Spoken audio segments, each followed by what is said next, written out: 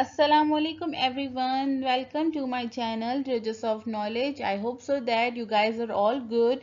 Friends, if you haven't subscribed my channel yet, so please subscribe my channel Treasures of Knowledge as well as click the bell icon button so you guys always connected with my every video.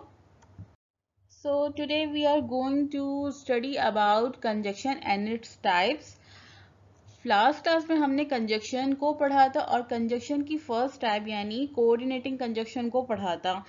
आज जो है इस conjunction की जो remaining three types हैं, subordinating conjunction, correlative conjunction और compound conjunction को हम कंप्लीट डिस्क्रिप्शन और एग्जांपल्स के साथ पढ़ेंगे।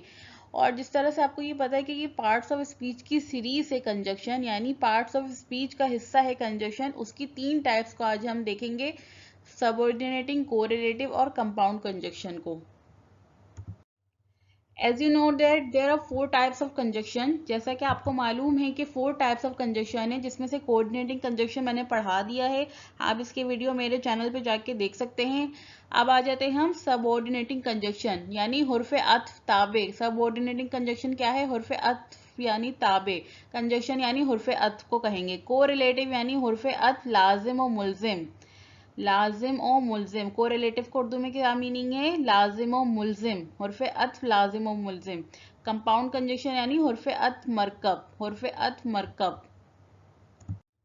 So first of all, see the definition of subordinating conjunctions. What are subordinating conjunctions? Subordinating conjunctions are words और phrases. Subordinating conjunction एक ऐसा word है या फिर एक ऐसा sentence है that link a subordinate dependent clause to a main independent clause. क्या मतलब वो इस चीज का कि ऐसे अल्फाज या जुमले जो मातहत मुनहसर क्लॉज को एक अहम आजाद यानी इंडिपेंडेंट क्लॉज से जोड़ता है। यानी डिपेंडेंट क्लॉज को किससे जोड़ता है? इंडिपेंडेंट क्लॉज से जोड़ता है। यानी ये मातहत जुमलों को एक दूसरे के साथ या खुद मुख्तार जुमलों के साथ मिलाते हैं। These subordinative conjunction word or phrase indicate that a clause has more informative value to add to the sentence main idea. इसका काम क्या है? इसका काम ये है कि जुमले के मरकजी ख्याल को शामिल करता है ज्यादा मालूमाती तौर पर। कैसे शामिल करता है? यानी पहले सेंटेंस से दूसरे सेंटेंस को इस तरह मिला देता है कि हमें उस सेंटेंस में बहुत ज्यादा मालूमाती बात बताई जा रही हो। एग्जाम्पल इसकी देखते हैं। जैसे कि इसकी एग्जाम्पल देखते हैं, we do not need to go to school since it is a holiday on New Year's day. क्या मतलब वो सेंटेंस का? देखिए, हमें स्कूल जाने की जरूरत नहीं है क्योंकि नए साल के दिन छुट्टी है। यहाँ पे सिंस ने हमारे सेंटेंस को, दो सेंटेंस को यानी एक डिपेंडेंट सेंटेंस को एक इंडिपेंडेंट सेंटेंस से जोड़ा। किसकी हेल्प से? सिंस की हेल्प से। इस जुमले में पहली क्लॉज यानी we don't need to go to school मुकम्मल मायने दे रही है, जबकि दूसरी क्लॉज यानी it is a holiday on New Year's day कुछ मायने तो दे रही है मगर मुकम्मल मायने खेज नहीं है। इस क्लॉज का दारोमदार पहली क्लॉज पर है और इस लफ्ज सिंस से जोड़ा गया है। किससे जोड़ा गया है? सिंस से जोड़ा गया है, जो कि एक सबऑर्डिनेटिंग कंजक्शन है। अब आप समझ गए होंगे कि ऐसा अल्फाज जो इंडिपेंडेंट को सबऑर्डिनेटिंग क्लोज से जोड़े सबऑर्डिनेटिंग कंजक्शन कहलाता है। Now let's see some subordinating conjunctions. कुछ सबऑर्डिनेटिंग कंजक्शंस को देखते हैं। जैसे सिंस, चूंकि, बिकॉज, क्योंकि, इफ, अगर, थो, अगरचा, विच, कौन सा, वेयर, कहाँ, वैन, कब, दैट, वो, टिल, अनटिल, अनलेस, जब तक, वेन एवर, जब भी, वेयर एवर, कहीं भी या जहां भी। तो ये सारे वो वर्ड्स हैं जो हम अपने सेंटेंस में सबऑर्डिनेटिंग कंजक्शंस के तौर पे यूज करते हैं। यानी एक इंडिपेंडेंट और डिपेंडेंट क्लॉज को जोड़ने के लिए हम किस वर्ड्स का यूज करते हैं? इन अल्फाजों का यूज करते हैं। Since, because, if, though, which, where, when, that, till, until, unless, whenever, wherever. Subordinating के एग्जाम्पल्स देखते हैं। मजीद जो भी आपके डाउट्स होंगे वो इसकी एग्जाम्पल से आप क्लियर हो जाएगी इंशाल्लाह। जैसे फर्स्ट सेंटेंस से, वो घर में रहा क्योंकि वो थका हुआ था। अब यहाँ पे ये देखें कि मेरे दो सेंटेंस है, वो घर में रहा क्योंकि वो थका हुआ था, दोनों ही इनकम्प्लीट है। अगर मैं सिर्फ ये कहूँ कि वो घर में रहा तो ये भी मेरा सेंटेंस इनकम्प्लीट है, या फिर वो थका हुआ था तो ये भी मेरा सेंटेंस इनकम्प्लीट है। तो मैंने अपने इस दो सेंटेंस को, दो अधूरे सेंटेंस को जोड़ने के लिए बीच में क्या यूज करा, बिकॉज का यानी क्योंकि का यूज करा। He stayed at home because he was tired। तो मेरा सब बिकॉज जो है वो सबऑर्डिनेटिंग कंजक्शन का काम कर रहा है, यहाँ पे मेरे इंडिपेंडेंट क्लॉज को जोड़ रहा है डिपेंडेंट क्लॉज से, यानी मेरे दो सेंटेंस को कंप्लीट कर रहा है किसकी हेल्प से, बिकॉज की हेल्प से।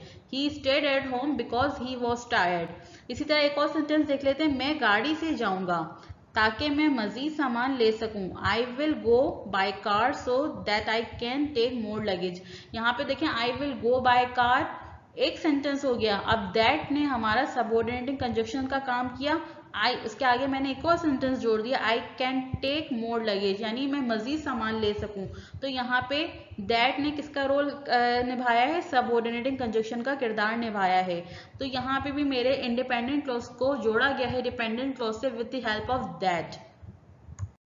जब मेरे वालिद घर वापस आएंगे तो मैं सो जाऊंगा, यानी जब मेरे वालिद घर वापस आएंगे, I shall go to bed when my father returns to home. तो यहाँ पे व्हेन क्या काम कर रहा है, सबऑर्डिनेटिंग कंजक्शन का काम कर रहा है, यानी दो एक इंडिपेंडेंट क्लॉज को किसकी हेल्प से डिपेंडेंट से जोड़ा गया है, व्हेन की हेल्प से जोड़ा गया है। I shall go to bed when my father returns to home. हम वर्जिश करते हैं ताकि हम फिट रहें। We take exercise so that we may keep fit. हम वर्जिश करते हैं ताकि हम फिट रहें। We take exercise so that we may keep fit. तो यहाँ पे हमारा सबऑर्डिनेटिंग कंजक्शन कौन सा आया, दैट आया। आप उस वक्त तक कामयाब नहीं हो सकते जब तक कि आप मेहनत ना करें। You can not succeed unless you work very hard. तो यहाँ पे अनलेस ने सबऑर्डिनेटिंग कंजक्शन का काम किया है, दो सेंटेंस को यानी एक इंडिपेंडेंट क्लॉज को डिपेंडेंट क्लॉज से मिलाया है with the help of unless. You can not success unless you work very hard, यानी ये देख लेना आप, you can not success incomplete sentence हो गया। यू वर्क वेरी हार्ड किसको कहा जा रहा है, क्या कहा जा रहा है, इनकम्प्लीट सेंटेंस है, दोनों को एक कर दिया, एक सेंटेंस बना दिया with the help of unless. यानी अनलेस ने क्या काम किया, सबऑर्डिनेटिंग कंजक्शन के तौर पे क्या लगाया हमने, अनलेस को लगाया। Now what is correlative conjunction. देखिए कोरिलेटिव कंजक्शन को हमेशा पेयर की शक्ल में और इक्विवेलेंट यानी एक जैसे सेंटेंस एलिमेंट को जोड़ने के लिए इस्तेमाल किया जाता है। एक जैसे सेंटेंस एलिमेंट को जोड़ने के लिए इस्तेमाल किया जाता है। जैसे आइदर के साथ और लगेगा, नाइदर के साथ नॉट लगेगा, नॉट ओनली के साथ बट ऑल्सो आएगा ही आएगा, बोथ के साथ एंड लगेगा, नॉट के साथ बट लगेगा, जस्ट एज के साथ सो, वेदर के साथ और। जैसे ये सिर्फ पेयर की शक्ल में ही इस्तेमाल होते हैं। आइदर के साथ हमेशा और का इस्तेमाल होगा, नाइदर के साथ सिर्फ नॉर का इस्तेमाल होगा, बोथ के साथ एंड का इस्तेमाल होगा, और दूसरे पेयर भी इसी तरह से इस्तेमाल होंगे। पेयर्स में दिए हुए अल्फाज अगर अकेले इस्तेमाल हो तो ये कोरिलेटिव कंजक्शन नहीं कहलाएंगे। अब आप इसकी एग्जांपल्स चेक कर लें। जैसे इसकी एग्जांपल ये देख लेते हैं, या तो कलम ले लो या छोड़ दो, या तो कलम ले लो या छोड़ दो, यानी आइदर टेक द पेन और leave it, either take the pen और लीव इट। जिस तरह मैंने बताया कि आइदर के साथ और का इस्तेमाल होगा, तो यहाँ पे आइदर के साथ और का इस्तेमाल हुआ, या तो कलम ले लो या छोड़ दो, आइदर टेक द पेन और लीव इट। नेक्स्ट देख लेते हैं, तुम पढ़ो या खेलो मुझे कोई मतलब नहीं, तुम पढ़ो या खेलो मुझे कोई मतलब नहीं। We do not care whether you read or play, we do not care whether you read or play. तो यहाँ पे वेदर के साथ और का लगा, और का इजाफा किया गया। इसे सिर्फ लिखना ही नहीं बल्कि पढ़ना भी पसंद नहीं है, इसे सिर्फ लिखना ही नहीं बल्कि पढ़ना भी पसंद है। He is interesting not only in writing but also in reading. तो नॉट ओनली के साथ क्या लग गया, बट ऑल्सो आया ही आया। He is interesting not only in writing but also in reading. तो यहाँ पे जैसे मैंने आपको बताया कि आइदर के साथ और लगा, वेदर के साथ और, नॉट ओनली के साथ बट ऑल्सो, तो ये हमारे कोरिलेटिव सेंटेंसेस हो जाएंगे। ये हमारे कौन से कंजक्शन होंगे, ये हमारे कोरिलेटिव कंजक्शन होंगे। लेकिन अगर इन दोनों जैसे नॉट ओनली के साथ बट ऑल्सो नहीं लगता तो ये हमारे कोरिलेटिव कंजक्शन नहीं कहलाएंगे।